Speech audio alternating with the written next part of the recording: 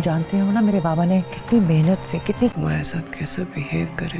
अच्छा है तुम अपना इंतजाम कर लो। कोशिश करके तुम्हें ये रिहाई दिलवाई है। एड़ी चोटी का जोर लगा लिया तूने मुझे फांसी पर लटका देंगे। अब तू देख मैं मर के भी दोबारा जिंदा हो जाओगी ना, मेरे जैसी मोहब्बत नहीं कर सकती। तेरे साथ क्या करता हूँ। ये घर अब मेरा नहीं रहा। कुछ दिनों में मैं भी यहाँ से चली जाऊंगी। तुम हमारे एहसान भूल तो नहीं जाओगे ना। ये पता नहीं इसके नए मालिक कैसे होंगे।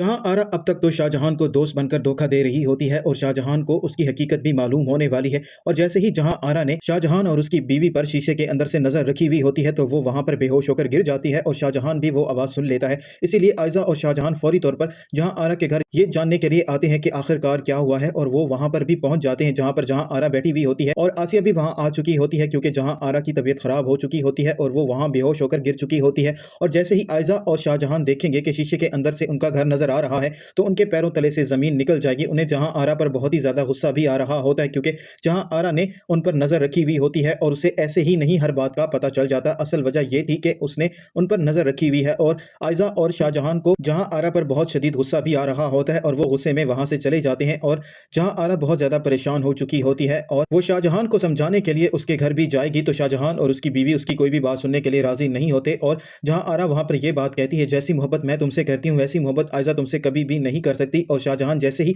ये बात सुनेगा उसे जहां आरा पर गुस्सा आएगा और वो जहां आरा से यही बात करेगा तुम अपनी बकवास बंद करो, मैं तुम्हारी शक्ल भी नहीं देखना चाहता। और आयजा और शाहजहां यही फैसला करते हैं कि वो जहां आरा का घर छोड़कर चले जाएंगे और जहां आरा एक दफा फिर अकेली हो जाती है। और जहां आरा की मुश्किलात यही खत्म नहीं होने वाली, सरमद भी जेल से बाहर आ चुका है और सरमद पहले ही जहां आरा को धमका चुका होता है कि जैसे ही वो जेल से बाहर आएगा वो जहां आरा का जीना हराम कर देगा। और जेल से निकलने के बाद सरमद सबसे पहले जहां आरा से मिलने के लिए आता है और उसे यही बात कहता है तुमने अपनी तरफ से पूरी कोशिश की है कि तुम मुझे फांसी दिलवा दो लेकिन ऐसा मुमकिन नहीं हुआ। मैंने तुमसे पहले ही ये बात की थी, मैं एक दिन बाहर आ जाऊंगा और जिस दिन मैं बाहर आ गया तो उस दिन से तुम्हारा जीना हराम कर दूंगा। अब मैं बाहर आ चुका हूं, अब तुम देखती जाओ मैं तुम्हारे साथ करता क्या हूं। और जहां आरा सरमद से बहुत ज्यादा तंग आ चुकी होती है और जहां आरा ने अपनी गन उठाई हुई होती है और जैसे ही उसे मौका मिलता है वो सरमद पर गोलियां चला देती है और वो वहीं उसे जान से भी मार देती है। और जहां आरा बहुत ज्यादा परेशान हो जाती है क्योंकि जहां आरा ने गुस्से में आकर सरमद की जान ले ली होती है। अब वो यही सोच रही होती है कि उसे ऐसा नहीं करना चाहिए था।